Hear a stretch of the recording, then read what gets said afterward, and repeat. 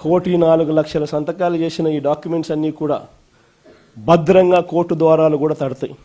కోర్టులో కూడా పిటిషన్ వేస్తాం. 1,04,00,000 సంతకాలు రెడీగా ఉన్నాయి. మీరు ఎప్పుడు అడిగితే అప్పుడు అఫిడవిట్లు మీకు చూపించేదానికి బండ్లన్నీ రెడీగా వచ్చి మీకు చూపిస్తాయని చెప్పి కూడా కోర్టులో కూడా అఫిడవిట్ కూడా వేయడం కూడా జరుగుతుంది. ఇంతటితో చంద్రబాబు నాయుడు జ్ఞానోదయం వస్తుందని నేను అనుకోవడం లేదు. ఎందుకంటే కొంచెం చర్మం అందం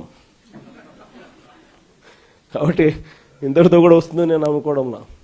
ఎందుకంటే మామూలుగా మీకు గుర్తుండే ఉంటుంది, పూర్వం మనం ఎప్పుడో నేను చిన్నప్పుడు జనార్దన్ రెడ్డి గారు ప్రైవేట్ మెడికల్ కాలేజ్ ఇచ్చినారు అని చెప్పి ఏకంగా ముఖ్యమంత్రి పదవి నుంచి ఆయన రాజీనామా చేయాల్సి వచ్చింది. ప్రైవేట్ మెడికల్ కాలేజ్ ఇచ్చినారని రాజీనామా చేయాల్సి వచ్చింది. నాకు అప్పుడు నేను చాలా చిన్నపిల్లోని.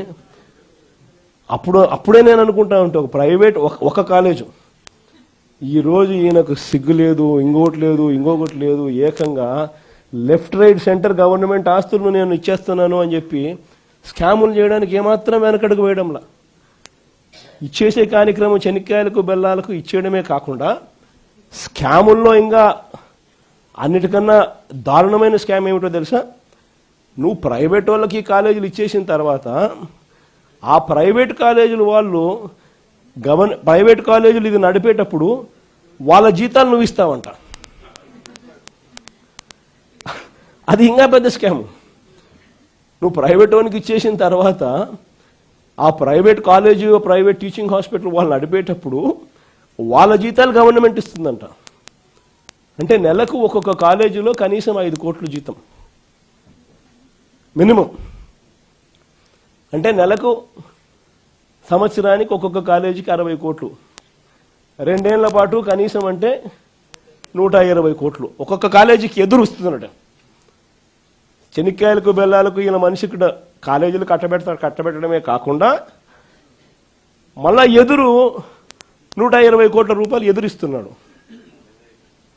ఇది ఇంతకన్నా ఇంకా స్కామ్, ఇంతకన్నా దారుణమైన పరిస్థితి ఎక్కడైనా ఉంటుందని అడుగుతా ఉన్నా. ఇవన్నీ రేపొద్దున మనం ఇన్ని ప్రయత్నాలు చేసిన తర్వాత కూడా ఎక్కడన్నా కూడా చంద్రబాబు నాయుడు వినకుండా దీనికి ముందుకు తీసుకొని పోతే మాత్రం ఆ తర్వాత కాలేజీలు తీసుకున్నోడిని మాత్రం మనం అధికారంలోకి వచ్చిన వెంటనే 2 నెలలు జరగక మునిపే అందరు జైళ్ళల్లో ఉంటారు. ఆ కాలేజీలు తీసుకున్న వాళ్ళు మాత్రం. స్కాములు అనేది మదర్ ఆఫ్ ఆల్ స్కామ్స్ కింద ఇది నిరూపితమవుతుంది.